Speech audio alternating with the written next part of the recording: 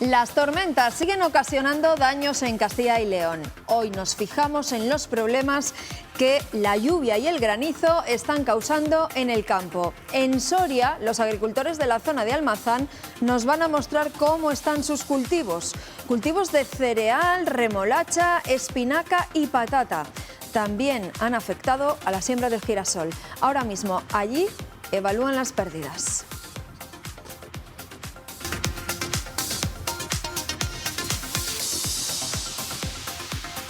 Hola, ¿qué tal? Los agricultores hacen recuento de los daños y siguen mirando al cielo porque las tormentas aún hoy van a continuar. Y hoy también el Consejo de Ministros aprueba la reforma de la tarifa regulada de electricidad a la que están acogidos cerca de 8 millones de hogares y empresas en España. Hoy queremos saber más detalles de esa reforma y qué cambios va a conllevar. Además, hablaremos de cómo la huelga de funcionarios de justicia sigue impactando en la suspensión de juicios. Hoy en León, abogados y procuradores se han concentrado para denunciar los problemas que toda esta situación, todas estas protestas les está generando a ellos y a sus clientes. Y en el tiempo del análisis vamos a hablar de cooperación al desarrollo. Queremos conocer los proyectos que lidera Castilla y León. ¿Con qué países colaboramos? Se acaba de firmar además un nuevo plan de cooperación al desarrollo y queremos conocer qué objetivos se han marcado en él. Enseguida les preguntamos a nuestros invitados. Aquí comienza Está Pasando.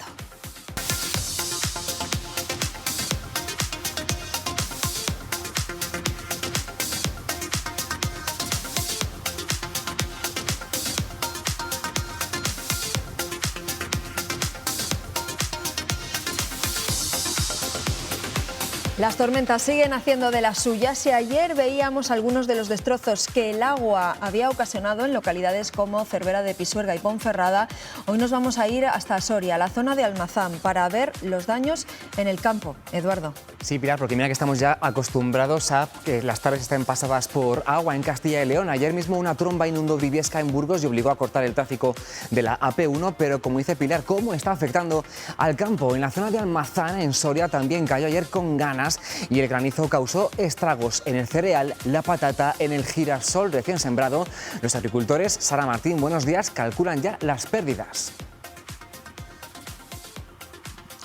Sí, algunos cultivos han quedado completamente destrozados y principalmente en las plantaciones de cereal gran parte de la cosecha podría echarse a perder tras la granizada de ayer. Nos encontramos en una plantación de remolacha. Estamos con Alejandro Rojo. ¿Qué tal? Buenos días. Hola, buenos días. Donde aquí la situación también es muy complicada tras esa granizada registrada ayer. Muéstranos un poco cuál es la situación que se vive sobre todo en estas franjas más afectadas. Pues nada, al final esta granizada, la remolacha es un cultivo que tiene mucha superficie foliar, entonces la granizada pues le afecta mucho, dejando solo, pues como se ve, solo las partes duras, como podemos observar. Ajá. O sea, aquí estaríamos hablando de que la hoja en este momento realmente, ¿no?, del proceso de crecimiento debería de ser mucho más grande y vemos cómo está, bueno, pues completamente destrozada. ¿Cómo os afecta esto? Pues bueno, ahora mismo la remolacha está en una etapa de desarrollo vegetativo, está en pleno crecimiento, entonces lo que sí va a retrasar pues su crecimiento pues 15 o 20 días, que lo podremos arreglar pues alargando un poquito más el arranque. Vemos además cómo es una franja la más afectada, ¿no? Esto depende de dónde ha caído principalmente con más fuerza esa pedrada, ese granizo.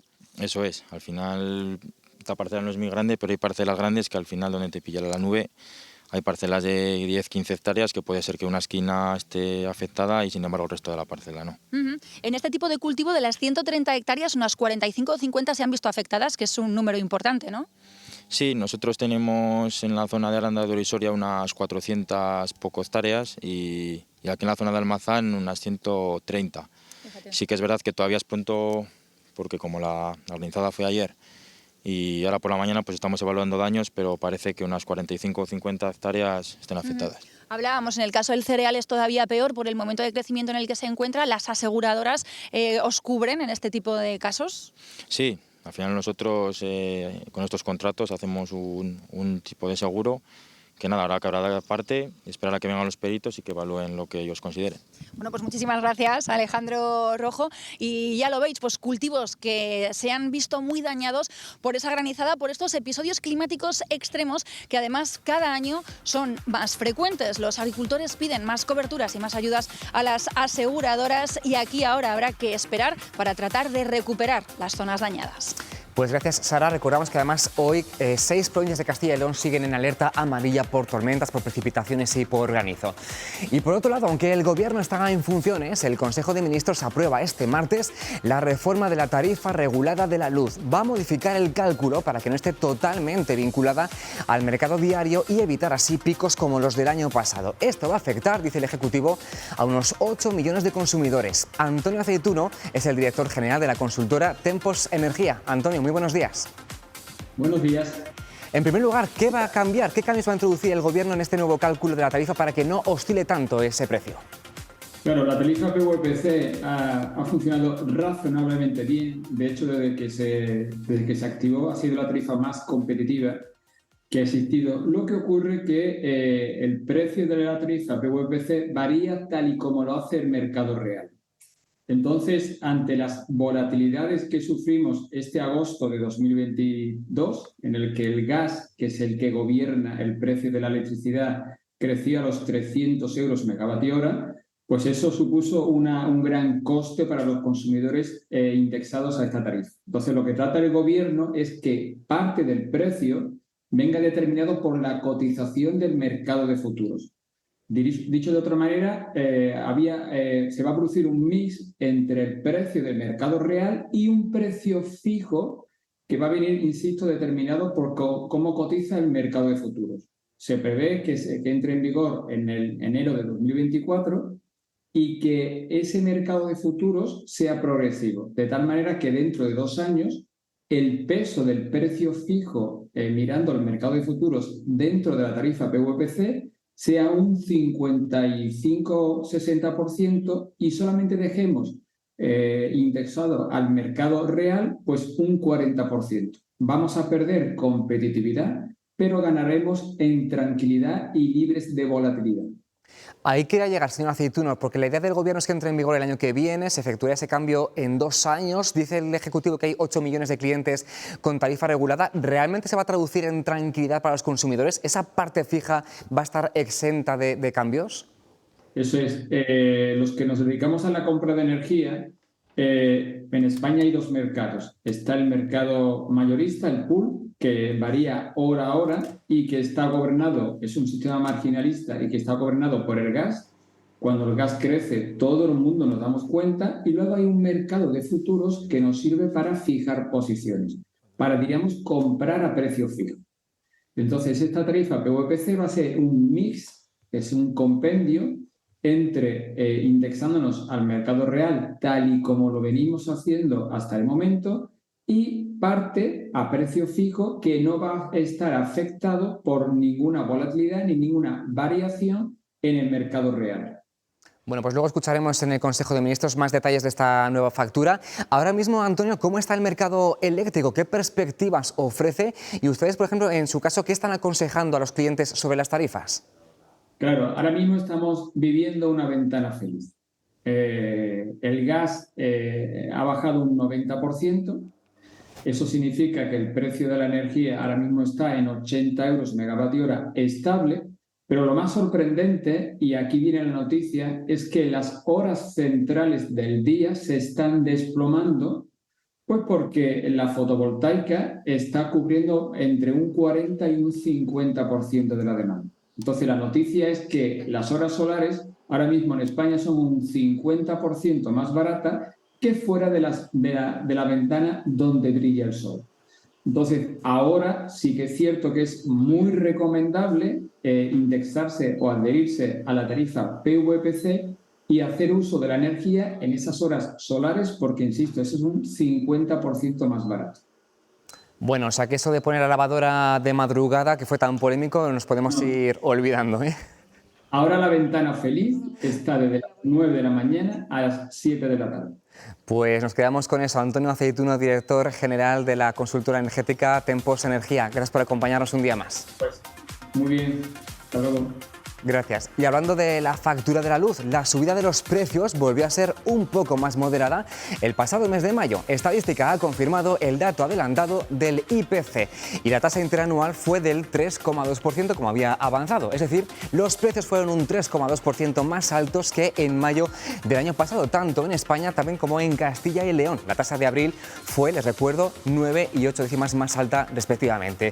Los productos que han tirado hacia abajo de los precios son el transporte, que ha bajado porque los carburantes cuestan menos que hace un año, y los alimentos y la ropa, que han subido pero menos. La inflación subyacente, la que no cuenta los precios que más oscilan, cayó 5 décimas, pasó del 6,6% al 6,1%. Y esto es lo que está pasando en el plano económico en España y en Castilla y León. Vamos a fijarnos ahora cómo ayuda Castilla y León a países que están en situación de pobreza a través, Pilar, de los proyectos y subvenciones de cooperación internacional al desarrollo. Sí, Eduardo, hoy queremos conocer qué ayuda al desarrollo se presta desde Castilla y León a otros países, qué proyectos se financian, cómo trabajan las organizaciones. Recientemente se ha firmado un nuevo plan de cooperación para el desarrollo, un plan apoyado financieramente por la Junta de Castilla y León para los próximos 3 años, hasta 2026. Vamos a preguntarles a nuestros invitados por él y si existen otras fuentes de financiación. Me acompañan en esta mesa Ignacio Báez, que es el vicepresidente de la Coordinadora de ONGs para el Desarrollo de Castilla y León y también representante y coordinador para Castilla y León de la Asamblea de Cooperación por la Paz. Ignacio, muchísimas gracias por estar con nosotros. Aunque le vean aquí solo, no lo va a estar, porque en el programa también vamos a contar con Leticia Alonso, que es la representante de la ONG Entre Culturas. Leticia, gracias por acompañarnos. Muchas gracias. Y contamos también con Andrés Rodríguez, que es el presidente de la Coordinadora de ONGs para el Desarrollo de Castilla y León. Andrés, ¿qué tal estás? Ahí. ¿Ahí nos escuchas? Andrés, no nos escucha en este momento, pero vamos a intentar volver a conectar con él. Ya saben todos ustedes que nos gusta empezar haciendo un pequeño resumen de cuál es la situación del asunto del que hablamos, en este caso de la ayuda que se presta desde nuestra comunidad a otros países. Eduardo, cuéntanos. Que se presta a Pilar ahora, pero también desde hace muchísimo tiempo. Castilla y León lleva casi 30 años trabajando en la defensa y promoción de los derechos humanos a través de diferentes programas e instrumentos. Uno de ellos dirigido a los países, como avanzaba yo antes, empobrecidos. Es una línea de subvenciones dirigida a ONGs de desarrollo que tengan sede en nuestra comunidad autónoma.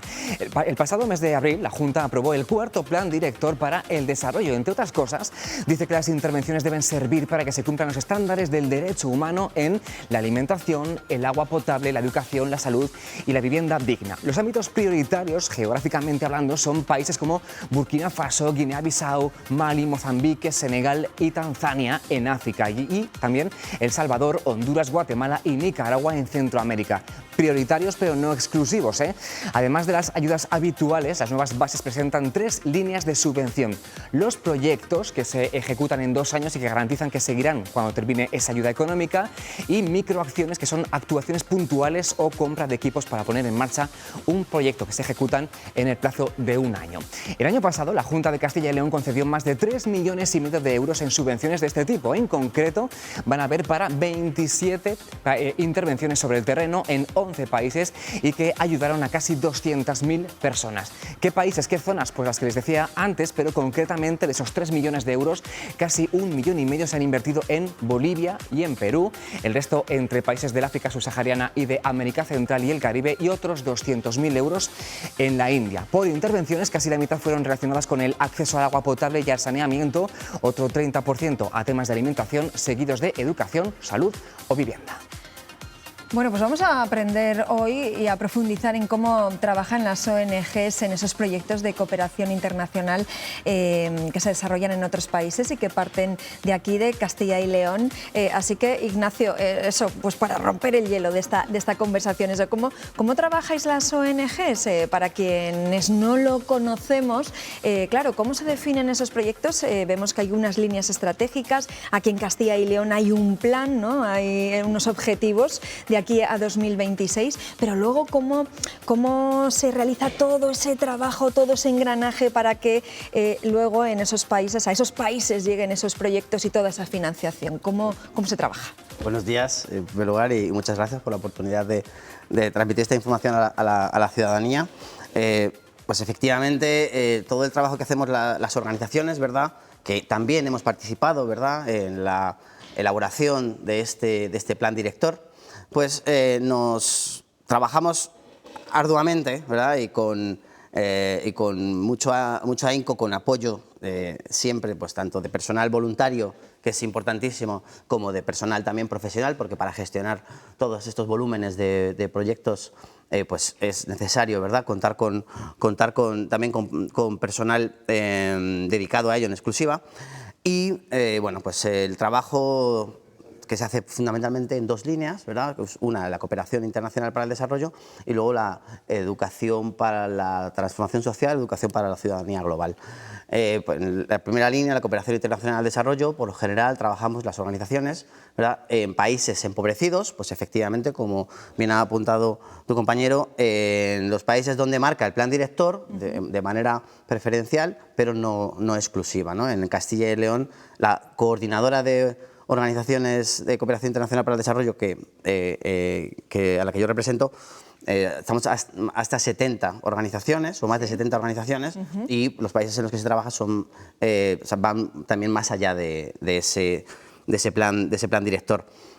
Todas ellas, o casi todas ellas, trabajamos siempre en alianza, ¿verdad?, con organizaciones, contrapartes, socios locales en el sur, ¿verdad?, que bueno, pues también tienen su enraizamiento en la sociedad donde están trabajando, en los diferentes países, y junto con ellas, que son ellas quienes mejor conocen, ¿verdad?, la realidad de la problemática, las causas y efectos, pues trabajamos y elaboramos, identificamos proyectos, ¿verdad?, que luego aquí pues presentamos a estas líneas de subvención que habéis comentado. También, y muy importante, la educación para la ciudadanía global, la educación para la transformación social.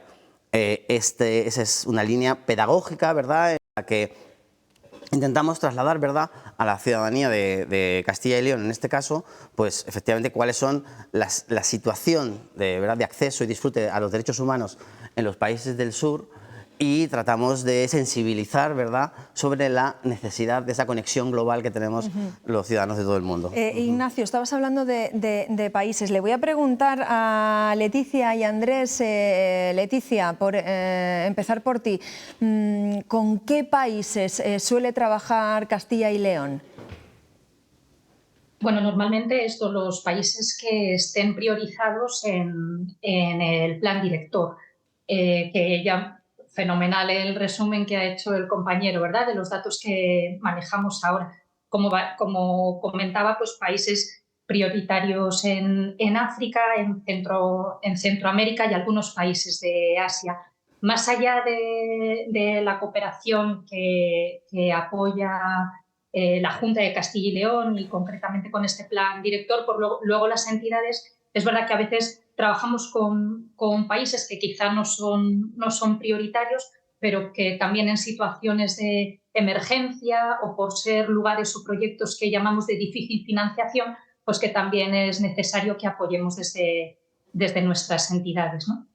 Normalmente lo que decíamos, ¿no?, los países que son prioritarios cuando las organizaciones concurrimos a esa financiación, a la hora de hacer la valoración que hace la Junta, pues son, ¿verdad?, decimos como que tienen más puntos, ¿no?, si están priorizados, pero efectivamente no son excluyentes, y en función de la calidad del proyecto, la pertinencia y la línea de trabajo en la que se desarrolla, el derecho que se defiende a través de ese proyecto y demás, pues puede haber otros proyectos en otros países que también se financian, ¿no? Pero fundamentalmente suelen ser África y América Latina con los que solemos trabajar más, Castilla y León, o...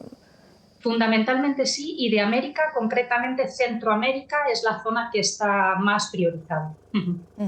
Claro, que hay quizá a lo mejor también más lazos culturales. Ignacio, tú has estado 10 años, creo que trabajando por esa zona. Me imagino que cuando ya hay un bagaje, ¿no?, se sigue profundizando, ¿no?, en los proyectos que ya se han empezado allí. Claro, efectivamente las organizaciones siempre preferimos trabajar en procesos, ¿verdad? Y dentro de ellos están los proyectos, ¿verdad? Las actuaciones limitadas a un año, pues a lo mejor se quedan un poquito cortas y desde luego que se viene trabajando. Pero es que además en Centroamérica, a pesar de todas las dificultades en las que están sumidas, tienen una sociedad civil comprometida, una sociedad civil local comprometida, capaz, ¿verdad? Y eso también es lo que nos da las posibilidades de generar y crear, identificar buenos proyectos, buenas intervenciones que luego generan un impacto positivo en la ciudadanía. Le voy a preguntar a Andrés, y ya aprovecho para saludarle, que antes yo creo que no hemos podido escuchar, vamos, no sé si él no nos escuchaba. Andrés, muy buenas, ¿cómo estás? Gracias por participar en el programa. Hola, buenos días, muchas gracias. Andrés, estábamos hablando de que aquí en Castilla y León hay un plan director que es el que bueno, pues sienta las bases, ¿no?, de dónde se va a dirigir la cooperación al desarrollo desde Castilla y León, pero también a principios de año el Congreso de los Diputados aprobó la Ley de Cooperación para el Desarrollo Sostenible y la Solidaridad Global. ¿Cómo valoras, Andrés, este nuevo marco legal? No sé si esto va a beneficiar un poco también al trabajo que se lleva a cabo desde Castilla y León. ¿Cómo impacta esta nueva normativa, este nuevo marco legal? Bueno, tenemos que pensar que teníamos una ley de cooperación para el desarrollo que se había aprobado en el año 98 y que no tiene nada que ver con la situación del mundo en el que estamos ahora, ¿no? Han pasado muchísimas cosas en estos 25 años que hace de la anterior ley, y había teníamos que modernizarnos un poco, ¿no? Hablar de los marcos, de los acuerdos internacionales que hay. Hace 25 años no teníamos un cambio climático que está afectando a las zonas más deprimidas del planeta, que les está dificultando el acceso a los derechos básicos, incluso a la alimentación, ¿no? Esas cosas había que meterlas, había que incluir también esa sensibilidad y esa necesidad de mirar a la realidad con gafas moradas para verlo desde el feminismo, desde el 50% de la población que tiene unos derechos que muchas veces, simplemente por el hecho de ser mujer, pues no pueden acceder a ellos. Eso es un poco lo que se ha hecho con la ley de cooperación. Se han incorporado herramientas que antes no existían. Se le ha dado, por ejemplo, también una carta de mayor visibilidad a la cooperación descentralizada, que es precisamente para responder a tu pregunta, donde encaja la cooperación que se hace no solo desde las comunidades autónomas, sino también desde las administraciones locales. Y hay que recordar que aquí en Castilla y León, 8 de los 9 ayuntamientos capitales de provincia tienen convocatorias de cooperación para el desarrollo o de educación para el desarrollo y de ayuda humanitaria. Y también hay otros municipios más pequeños, ya no son las capitales de provincia, que también tienen sus propias convocatorias. Allí donde no es mucho dinero y probablemente costaría hacer más una gestión de ese dinero, se buscan fórmulas creativas y colaborativas, como es, por ejemplo, el Fondo de Cooperación de la Diputación de Valladolid, donde los distintos ayuntamientos de la provincia aportan 1.000, 2.000, 3.000 euros o incluso más para un fondo común que luego se gestiona de manera, pues, eficaz y eficiente para apoyar este tipo de proyectos. No me canso de decir que la solidaridad es algo que está en el ADN de la sociedad castellana y leonesa. Andrés, y ese cambio de normativa del Estado, claro, afecta también a la normativa de Castilla y León. Nos decías que la anterior normativa era del 98, aquí en Castilla y León creo que tiene eso, unos 17 años, creo que es del 2006 más o menos. ¿Cómo nos va a afectar o cómo le tiene que afectar a la futura normativa de Castilla y León de cooperación al desarrollo y por dónde tienen que ir esos cambios? Bueno, el cambiar las leyes es un proceso que hay que hacerlo de manera consensuada, debatida con los distintos actores y teniendo en cuenta el contexto en el que se halla cada comunidad o cada el ámbito legislativo en el que lo queramos aplicar, ¿no?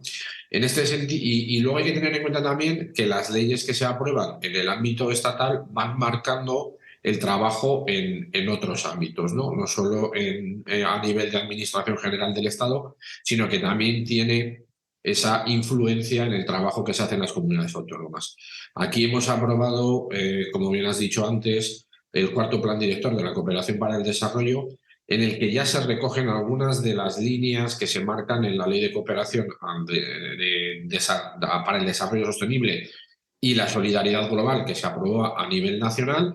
Hay algunos rasgos que ya están incorporados en este plan director. Y luego, si aterrizamos todavía un poquito más en lo que son las convocatorias, que todavía es bajar más al detalle de esa aplicación de la cooperación al desarrollo en la comunidad, pues ya vamos viendo cómo empiezan a incorporarse pues algunas prioridades y algunas líneas que se marcan en la ley.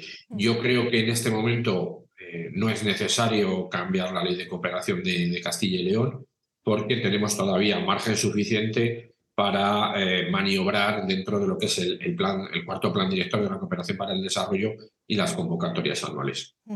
En tiempos de crisis, de incertidumbre económica, no sé si la sociedad es menos receptiva a esa cooperación, a esa ayuda a la cooperación internacional. Ignacio, ¿resulta más difícil captar apoyos en estos tiempos? Pues la verdad es que todas las encuestas que se han manejado, incluso desde aquella crisis financiera que empezó como en 2008, han dicho que, y además concretamente en el caso de España y concretamente en el caso de Castilla y León, han mostrado siempre una priorización de la sociedad también hacia la actuación solidaria. La opinión que se pide, ¿verdad?, a la ciudadanía siempre destaca que no se debe de rebajar esa contribución, ¿verdad?, para que otras sociedades pues puedan alcanzar un mínimo, ¿verdad?, de acceso a derechos humanos que, bueno, aquí pues efectivamente pueden estar mal las cosas, pero como digo, se cuenta con esa solidaridad de la ciudadanía. No en vano, ahora mismo se ha podido ver, ¿verdad?, con la COVID, ¿verdad?, lo importante que ha sido la cooperación internacional. Por un lado, lo importante que ha sido la cooperación internacional para sostener, en algunos casos, en algunos países, unos mínimos, ¿verdad?, incluso pues, hablando de acción humanitaria prácticamente, ¿verdad?, porque el confinamiento no es lo mismo pasarlo en un país, claro, ¿verdad?, con un determinado sistema de bienestar a otro, ¿verdad? Y también se ha destacado, ¿verdad?, la importancia de la conexión global, ¿verdad?, del desarrollo y de las consecuencias negativas que pueden tener los desequilibrios en el planeta. Porque a raíz de lo que nos estás contando, Ignacio, Leticia, ¿cómo ha impactado la crisis en estos países que más ayuda necesitan, países vulnerables, la pandemia y también la guerra en Ucrania? ¿Está afectando a países como España? No sé cómo puede estar afectando allí, si se está reduciendo la ayuda de países como el nuestro. Claramente la pandemia ha tenido efectos muy negativos, ¿no?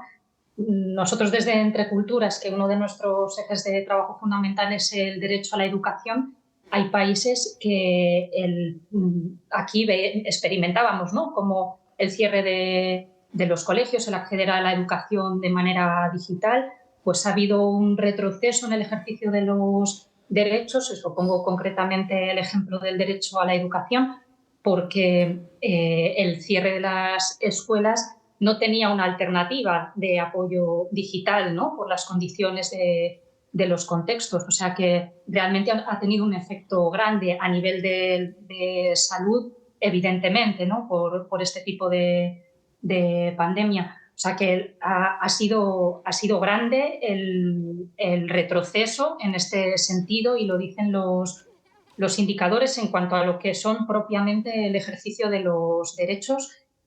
Y en cuanto a la ayuda que se ha recibido, muchos países en el tiempo de pandemia focalizamos los esfuerzos en atender la crisis desde una mirada local, estatal, ¿no? Hay momentos que cuando las cosas nos tocan de cerca, la mirada se vuelve más a atender las propias necesidades, ¿no?, o las necesidades, eso, ¿no?, como desde la mirada más local. y es más difícil atender, ¿no?, la globalidad de una pandemia como esta y el atender la situación de emergencia enorme que también suponía para estos países ya vulnerables, ¿no?, ya vulnerados, mejor dicho, antes de la pandemia, ¿no?, con lo cual allí pues el efecto mucho mayor. Hay gran parte de la ayuda ahora va a veces encaminada, ¿no?, a compensar efectos de la pandemia para al menos intentar recuperar en lo que la situación anterior, ¿no?, en el retroceso que esto ha supuesto, y ya desde ahí poder de nuevo avanzar. O sea que, Andrés, sí que se han visto condicionados los proyectos en estos países por estos acontecimientos internacionales. ¿En qué está trabajando ahora mismo? ¿Cuáles son los proyectos que lidera Castilla y León y que se están llevando a cabo en este momento en esos países bueno, pues con los que nosotros colaboramos habitualmente? Bueno, como ha explicado Leticia, sí que se han visto condicionados los proyectos. Y como también ha explicado Nacho con anterioridad, nosotros las organizaciones solemos trabajar a largo plazo con las comunidades y más en procesos.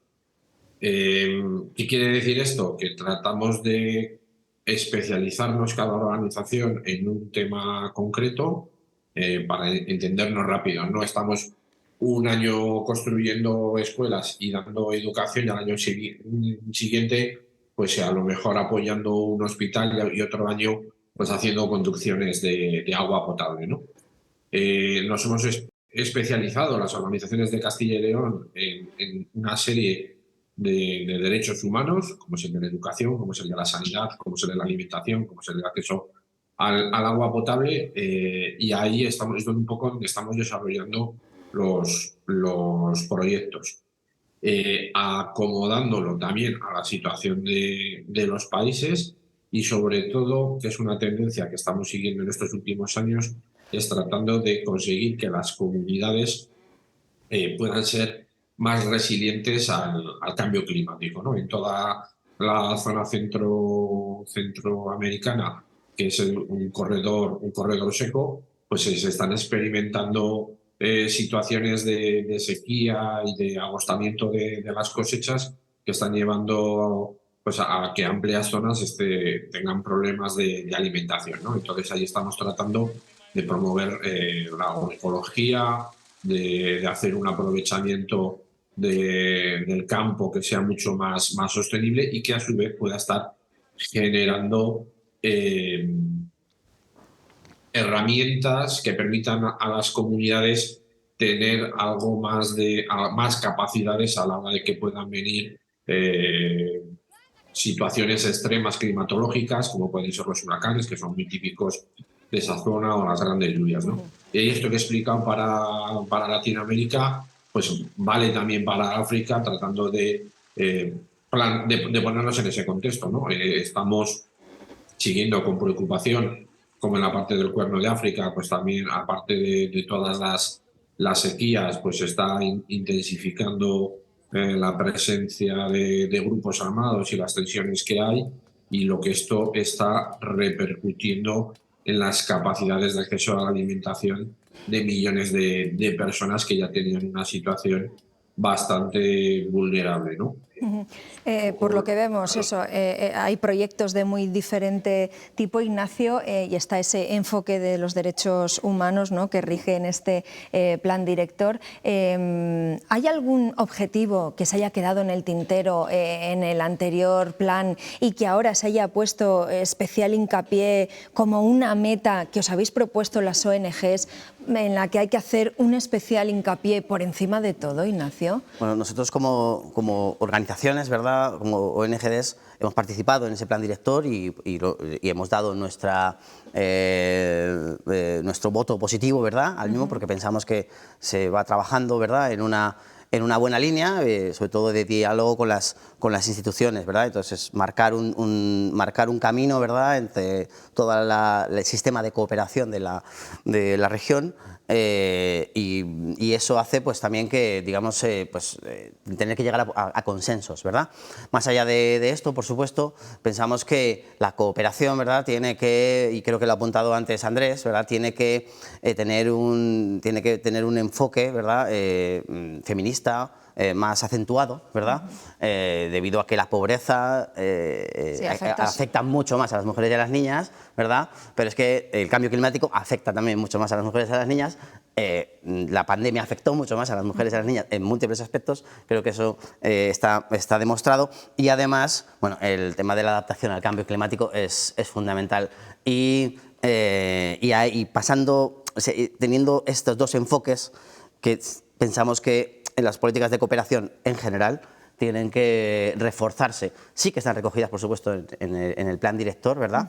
Pero desde luego que pensamos que todavía son debes que tenemos, ¿verdad?, como sociedad, pero también en la cooperación, la parte alícuota que nos toca, ¿verdad?, de corresponsabilidad social, pues tenemos que seguir enfatizando en esos aspectos.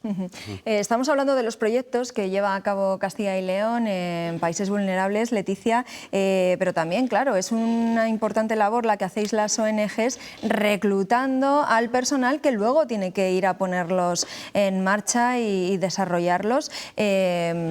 ¿Cómo resulta ese trabajo? ¿Es un trabajo complejo? ¿Es un trabajo difícil con estos años de la pandemia? No sé si, pues, ¿cómo ha sido lo de reclutar a voluntarios que vayan allí a poner en marcha esos proyectos?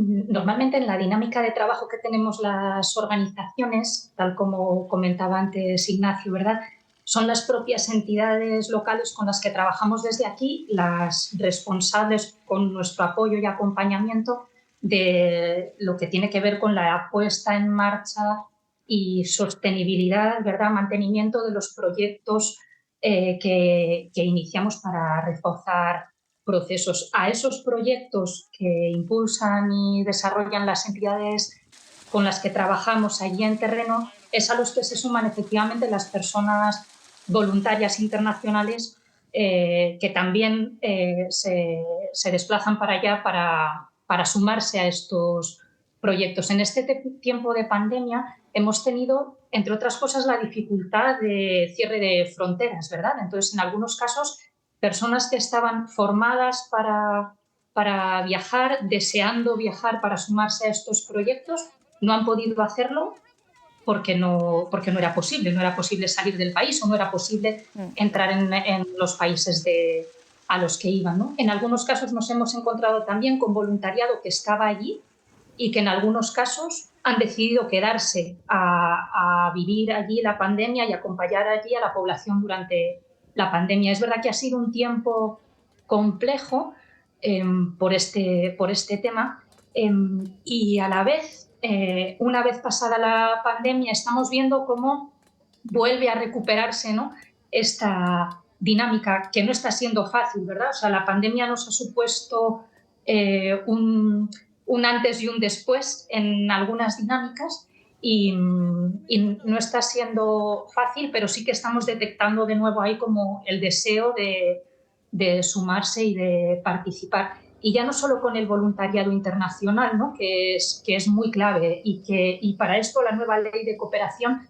ciertamente ese también ha sido un punto de referencia clave que se recoge infinitamente más y mejor que en la ley anterior, sino el voluntariado local que trabaja aquí en nuestras organizaciones y que se suma a las causas por las que trabajamos desde esa concepción de ciudadanía global, ¿no? Justo antes de darnos este espacio, comentabais tres noticias, ¿no?, que tiene que ver con la concepción global de nuestro mundo. Por un lado, el tema de las lluvias torrenciales y cómo eso afecta a las cosechas en Castilla y León. El precio de la energía y el tema del IPC, ¿no?, de los precios. Todas esas cosas, si consiguiésemos tener una comprensión global de nuestro mundo y de verdad ser ciudadanía global, entenderíamos que la solidaridad también ha de ser global y que las causas de lo que nos pasan son globales. Claro, pues con ese mensaje, Leticia, nos vamos a quedar. Se nos ha acabado el tiempo, Ignacio, Leticia y Andrés, pero bueno, hoy hemos sabido un poco más en qué países Castilla y León está colaborando, en qué proyectos, y podemos seguir charlando otro día de más cuestiones relacionadas con la cooperación al desarrollo. Gracias a los tres por participar en el programa. Muchas gracias a vosotros y vosotras por esta oportunidad de trasladar esta información a la ciudadanía. Gracias. Vamos a hacer una pausa para la publicidad. Vamos a seguir hablando de más cuestiones relacionadas con Castilla y León. Lo dicho, unos minutos, hacemos una pausa y enseguida volvemos. Hasta ahora.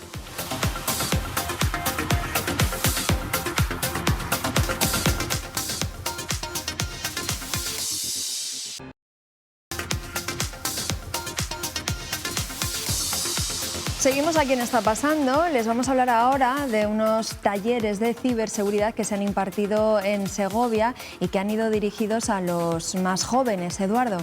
Sí, Pilar, porque Internet es una herramienta necesaria, ¿verdad? Y como no está exenta de riesgos y de peligros, lo mejor es aprender a usarla de manera segura y responsable. La Policía Nacional imparte charlas y talleres a los más pequeños que se convierten en ciberexpertos, con carné y todo. Y hoy han recogido el suyo en Segovia y Natalia Fernández hasta nos pueden dar algún consejo y todo. Muy buenos días, pues les podría presentar como dos alumnos de Madres Concepcionistas del centro escolar de aquí de Segovia, pero es que desde hoy son verdaderos ciberexpertos. Estoy con Daniela y con Aitor, que nos van a contar un poquito qué han tenido que hacer para conseguir este carnet. Daniela, cuéntanos cómo habéis conseguido este carnet que os nombran verdaderos ciberexpertos. Bueno, pues todas las explicaciones que nos han ido dando en el colegio nos han servido verdaderamente para ser más comprensivos del mundo de la tecnología y lo que puede ser malo o bueno. Porque habéis tenido 2 intensas semanas, Aitor, y luego habéis tenido un examen final para ver si os habéis enterado, ¿no? Con una serie de pruebas. Sí, cada día nos daban un temario y luego había unos días que también nos ponían unos exámenes para saber si lo habíamos comprendido. Hay que tener mucho cuidado, por ejemplo, con las redes sociales. Si subimos una foto, no, con la contraseña. ¿Qué os han enseñado acerca de ello? Por ejemplo, con la contraseña nos han enseñado que tiene que tener por lo menos más de 8 dígitos y no tiene que ser una contraseña fácil como, por ejemplo, el nombre de tu perro, que en cualquier momento se lo puedes decir a cualquier amigo o a cualquier persona cercana. ¿Y qué pasa cuando subimos fotos? También hay que tener cuidado si queremos subir una foto nuestra a la red. Sí, porque te la pueden coger y hacer lo que quieran con ella. Y si te la cogen te pueden hacer daño si te hacen cosas. Todo esto parece muy obvio, pero no está nada mal que nos lo recuerden porque muchas veces lo olvidamos. Sí, porque está bien saber lo que puede pasar malo, porque como nos despistemos las consecuencias pueden ser muy malas. ¿Vosotros tenéis ya móvil? Yo sí, me lo dieron en Reyes. ¿Y tú por aquí también? Yo también. ¿Y cuántos años tenéis? 12 años. Ya tenéis móvil, así que es otro elemento más, otra herramienta con la que tenemos que tener también cuidado. Sí. Porque hay gente que por el otro lado de las redes sociales de Internet puede decir que es una persona y luego es otra. Eso también nos lo han enseñado. Sí, y es que hay que tener cuidado, porque aunque nos digan igual que tienen los mismos años que nosotros, igual son personas mayores. Hay que tener poca confianza en la gente que puede haber detrás de las redes sociales. Ahora, todos estos consejos que os han dado hay que ponerlos en práctica y además contárselo a otros amigos. Sí. ¿Sois ciberexpertos? ¿Lo acredita vuestro carnet? Sí, sí. Hay que disfrutar de ello, pero con mucho cuidado. Exactamente. Pues Daniela, Aitor, muchísimas gracias por atendernos y sobre todo enhorabuena. Y a ver, ese carnet hay que presumir de él y poner en práctica todo lo que nos han enseñado. Muchas gracias, chicos. Adiós. Pues yo me voy a quedar con ellos, vamos a seguir en esta entrega de carnet y vamos a seguir aprendiendo cosas que, como decíamos, parecen muy obvias, como lo de la contraseña, lo de subir fotos, pero todavía hoy en día sigue habiendo muchos problemas en la red. Yo creo que te pueden dar un carnet a ti, que también has dado algún que otro consejo. Gracias, Natalia. Bueno, y en el mundo analógico, hoy a las protestas y huelga de los funcionarios de justicia se une la voz de los abogados y procuradores. No paran, pero denuncian que en lo que va de año tanta movilización ha paralizado la justicia y, por tanto, la actividad en sus despachos. En León han pedido esta mañana a Thais Lozano volver a la normalidad. Los juzgados llevan paralizados 6 meses porque se han ido encadenando en este tiempo diferentes huelgas, tanto de los trabajadores de la Administración de Justicia como de los fiscales o incluso de los jueces. Por eso hoy los abogados y los procuradores se concentran para pedir que deje de estar paralizada el Juzgado de León. En este caso no es una paralización solo de la capital, es también en toda la provincia. No sé si es una paralización total o parcial. La paralización de la Administración de Justicia es prácticamente total, solo hay unos servicios mínimos y la celebración de juicios y vistas muy reducida. Y lo que hoy queremos reivindicar es visibilizar esta situación, que los profesionales de la abogacía y de la procura, que somos ajenos al conflicto y tampoco tenemos en nuestra mano la posibilidad de solucionar y dar una solución a este conflicto suscitado, nos vemos francamente muy afectados por ello, sobre todo con la suspensión de juicios, de vistas y sobre todo también pues con la situación de esa paralización en la actividad profesional de nuestros despachos, que en muchos de los casos se está abocando al cierre o al cambio de actividad profesional, porque ya son casi 6 meses en una situación muy crítica. Centrándonos en las consecuencias de los juicios, decías que se están incluso posponiendo y se van a celebrar en 2025 los procesos. Juicios que se han suspendido, algunos de ellos ya se suspendieron inicialmente con la huelga de los letrados de la Administración de Justicia, se han señalado para estas fechas recientes que han supuesto una nueva suspensión y ya se están señalando para el año 2025. Evidentemente, por la demora en la celebración de los juicios, lo que supone es que la ciudadanía no encuentre esa respuesta que espera de la Administración de Justicia, y esa respuesta tardía, como decimos muchas veces, una justicia tardía tampoco es justicia. Y sobre todo cuando la Administración de Justicia posiblemente, y la justicia sea el poder del Estado que más credibilidad ha contado siempre de la ciudadanía, y estas situaciones pues francamente no contribuyen a mantener esa credibilidad. Es un perjuicio para la ciudadanía y un perjuicio económico para muchos abogados. Son 1000 colegiados en la provincia y también 130 procuradores que están viendo afectada su circunstancia laboral. Sí, evidentemente hay compañeros que se están llegando a una situación muy crítica. Los despachos siguen generando gastos, las obligaciones fiscales, las obligaciones sociales de los profesionales siguen vigentes y sin embargo no se están obteniendo ingresos porque la paralización de la actividad judicial está impidiendo que haya ingresos. Un perjuicio económico que se une en el caso de los trabajadores de la Administración de Justicia a esos años duros también que hemos vivido a consecuencia de la pandemia. Pues ojo, porque otro colectivo de la justicia que se moviliza. Bueno, cambiando radicalmente de asunto, ¿cuántas veces han ido por la calle y han pisado sin querer un chicle que estaba pegado al suelo? A veces hay que ir casi esquivándolos y desde luego hace mucho feo y ensucia las ciudades. Así que Salamanca se ha armado con un nuevo equipamiento en su guerra contra los pegotes. Unas mochilas sin cables que no utilizan agua y que retiran el dichoso chicle Ana Sánchez White en solo 5 segundos. Parece un problema pequeño, pero no lo es en las ciudades. Es la cantidad de chicles que nos encontramos pegados en distintos lugares. Y si es un espacio, por ejemplo, monumental como este, la Plaza Mayor de Salamanca, todavía afea más. El Ayuntamiento ha buscado una solución que parece rápida y eficaz. Nos lo va a contar la concejala de Medio Ambiente, Miriam Rodríguez. ¿Qué tal, Miriam? Buenos días. Buenos días, Ana. ¿Qué tal? Pues encantados de ver cómo funciona este invento, que es una mochila atrapachicles, no sé muy bien cómo llamarlo. Quitachicles la llamamos nosotros, una mochila quitachicles que es muy fácil de manejar o bastante fácil de manejar por parte de los operarios y que puede llegar incluso a quitar 300 chicles a la hora. Bueno, yo decía que en un espacio monumental como este tiene más valor, pero por supuesto es para el resto de la ciudad también. De momento, estas mochilas han empezado a funcionar hoy mismo. Efectivamente. Bueno, las hemos probado ya unos días antes, de todas maneras, pero vemos que son súper eficaces. En 5 segundos apenas pues desintegran o deshacen el chicle y además con materiales biodegradables, con lo cual son súper rápidas y además pues implementan también la limpieza dentro de Salamanca, que ya somos una de las mejores ciudades en cuanto a limpieza se refiere. Estamos notando que huele bien. Es un producto que lleva ¿qué? Para que tenga este olor, como a dulce. Claro, pues como es biodegradable, pues uno de los componentes, por ejemplo, que nos decían anteriormente, pues es el azúcar de remolacha, por eso nos está oliendo un poco hasta algodón de azúcar, ¿verdad, Ana? Pues es un olor muy agradable y de todas maneras pues hay que destacar que no deja absolutamente ningún daño ni en el pavimento, ni tampoco es molesto y como vemos es muy silencioso, con lo cual pues es bastante perfecto para dejar las calles de la ciudad todavía más limpias de lo que están. Lo que nos sorprende, Miriam, es que todavía haya que ir despegando chicles, o sea que la gente sigue tirando el chicle chicle a la calle. Eso es verdad, tenemos que hacer un llamamiento al civismo. Los chicles, evidentemente, y parece mentira que lo tengamos que estar diciendo, pero es verdad, hay que tirarlos a la basura y en este caso a las papeleras si estamos en la calle, nunca al suelo, que además de poder llevárnoslos a lo mejor en las suelas de nuestros zapatos, pues estéticamente hacen feo y aparte pues ensucian nuestra ciudad, con lo cual pues todo el mundo ya sabe, a no tirar chicles al suelo.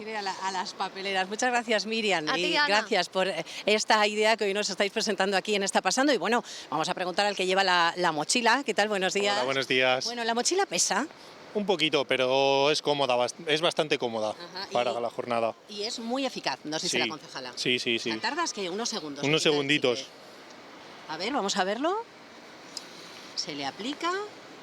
Los que estáis ahí en casa no lo podéis notar, pero huele dulce Ya lo y ya tenemos está, retirado. desaparecido. Sí. Ojalá todo fuera así de fácil de limpiar, ¿no? Sí, la verdad que sí. Bueno, ahora lo que hace falta, muchas gracias, te dejamos que sigas trabajando, es que la gente, como decía la concejala de Medio Ambiente, deje de tirar los chicles por todas partes. Os lo estamos contando desde aquí, desde la Plaza Mayor de Salamanca. Gracias, Ana. Ana, a lo tonto han quitado unos cuantos chicles en este ratito. Sí, sí, ¿eh? desde luego, pero 4 o 5 por lo menos. mejor que quitarlos, mejor que la gente no los tire no los al tiremos, por suelo. favor, ¿eh? Eso es, que está muy bien esta nueva tecnología, pero si los depositamos en la papelera, mucho mejor. Mejor que no haga falta utilizarla. Eso es, y que ya nos tenemos que marchar, que ya se ha acabado nuestro tiempo. Esta noche, por cierto, en cuestión de prioridades va a estar el consejero de Agricultura, Ganadería y Desarrollo Rural, Gerardo Dueñas. José Luis Martín lo entrevistará. Hablará, evidentemente, de la gestión sanitaria de la ganadería, que ha dado mucho que hablar estos días. Así que atentos esta noche. Eso es, a cuestión de prioridades. a partir de las 9:30 de la noche, han visto, no solo hacemos promoción de nuestro programa, también del compañero. Eso, que seguramente que el consejero tenga muchas cosas interesantes que decir, así No lo vamos a que perder. no se lo pierdan. Nosotros nos vamos, estaremos mañana a partir de las 12:30, también con muchos temas interesantes. Contamos con ustedes. Hasta mañana. Y que lo pasen bien hoy. Adiós. Adiós.